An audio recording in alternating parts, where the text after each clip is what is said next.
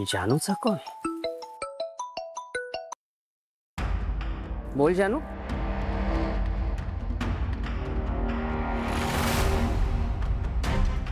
काय? Okay okay okay okay. हे बघ जानू, काळजी करू नकोस, अजिबात काळजी करू नकोस. तू एक काम कर, तू बाळापाशीच थांब, कारण बाळाला तुझी गरज आहे. बाळाला एकटं सोडू नकोस. मी बघतो काय करायचं ते. हो हो, डोंट वरी, मी घेईन स्वतःची काळजी, मला काही होणार नाही. आणि काम झालं की तुला कॉल करतो. हं? ठीक आहे, बाय.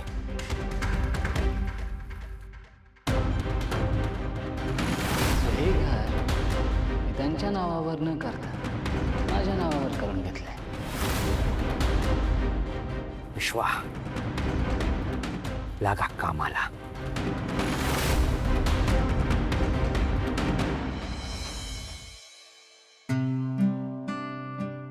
लक्ष्मी, कसं वाटतंय का तुला?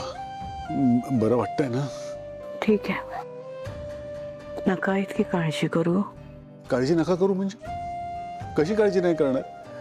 अगं, गेल्या 24 तासात तू अन्नाचा एक कणही पोटात घेतला नाहीस, पाणी नाही प्यायलीस तू. आणि तू, अगं तुला माहितीये का डॉक्टर काय म्हणाले? डॉक्टर म्हणाले की शुगर लेवल इतकी कमी झाली आहे, कदाचित तू बेशुद्ध पडली असती सगळं. मग दुसरा काय पर्याय होता? माझी पोर शुद्धीवर आली नव्हती. तिचं बाळ, त्या निष्पाप बाळासाठी एवढं तर करायलाच हवं होतं ना. तुला काय वाटतंय लक्ष्मी? मला भावनाची काळजी नाहीये? अगं, माझ्याही काळजाचा तुकडा आहे ती. हे बघ लक्ष्मी, ही वेळ असा स्वतःला त्रास करून घ्यायची नाहीये ग. स्वतःला वेठीला धरून काय उपयोग होणार आहे? आत्ता गरज आहे ती आपल्या मुलीच्या मागे खंबीरपणे उभं राहण्याची, तिला धीर देण्याची. लक्ष्मी, माझं एक मागणं आहे तुझ्याकडे. हे बघ, मी हॉस्पिटलमधनं भावनाच्या तब्येतीची सगळी माहिती तुला देत जाईन, अगदी वेळोवेळी देत जाईन. मात्र तू इथे स्वतःची हेळसांड नाही करून घ्यायची, काळजी घ्यायची स्वतःची. डॉक्टरनी सांगितलंय तसं वेळोवेळी जितकं जाईल तितकं, पण खायचं. करशील नाही का? करेन, पण तुम्ही सुद्धा वचन द्या, भावनाच्या अगदी बरोबर राहाल, तिला एक क्षण नजरेसमोरून दूर करणार नाहीत. लक्ष्मी, मी तुला वचन देतो, मी भावना बरोबर सतत असेन, एक क्षणही तिला एकटीला सोडणार नाही. मात्र तू स्वतःची नीट काळजी घे.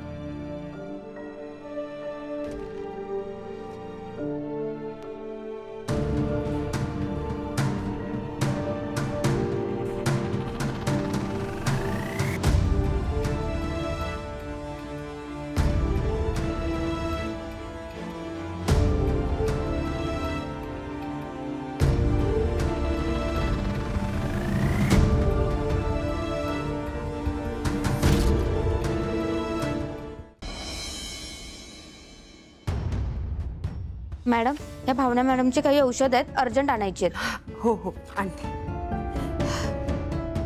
अहो अहो काय इकडे या जरा. काय झालं? चांगला तिकडे बसलो होतो. एकतर हा बेंच कुरकुर करतो. तो बेंच तिथे चांगला आहे बसायला. इथे काय बसायला आलात का तुम्ही? नाही तर काय ऑपरेशन करायला आलोय डॉक्टरांनी ही औषधं लिहून दिली आहेत, लगेच लागणार आहेत, घेऊन या. मी. हे बरं आहे. इतर वेळी आपल्या घरातली सगळी माणसं इथे हजर असतात. आता कुठे आहेत? आता या वेळी कुठे आहेत? खर्च करायच्या वेळी. आणि मला सांग, ते बाळ मोठं झाल्यावर ज्यांचं नाव लावणार आहे, आडनाव लावणार आहे, त्या घरातली माणसं कुठे आहेत? ते जन्माला आल्यापासून गेली आहेत घरी, ते कायमची गेली आहेत गाडे पाटील. आणि तो त्या बाळाचा बाप कुठे आहे? तो बसलाय आईच्या उशाशी. त्याला एवढी अक्कल नाही. ती आजारी आहे, तिची एवढी काळजी आहे, तर तिला औषध पाणी लागतं, त्यासाठी खर्च करावा लागतो. ते तो कोण करणार? आम्ही. आणि तुला पण बरा ग, खर्च करायच्या वेळेस नवरा आठवला. हा, इतर वेळी यांना आठवत नाही. हो, हे सगळं बोलायची आता वेळ आहे का? ती औषधं जाऊन लवकर घेऊन या, लागणार आहेत लगेच. लागणार आहेत लगेच म्हणे. हे काय? हे टॅबलेट, हे सिरप, हे इंजेक्शन कमीत कमी 2-2.5 हजाराची असतील. आणि एवढा सगळा खर्च मी एकट्याने करायचा? ते काय चाललंय? हल्ली माझा अख्खा पगार या सगळ्या औषधांमध्येच जातोय.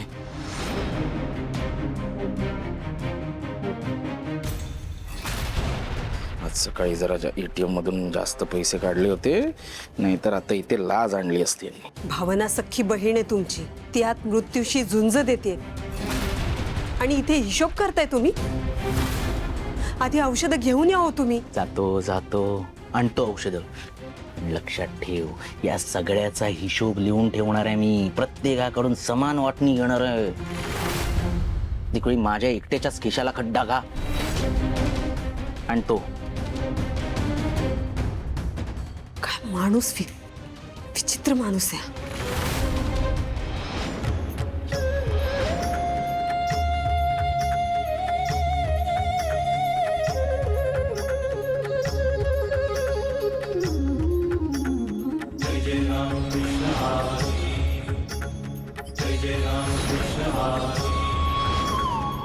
जय राम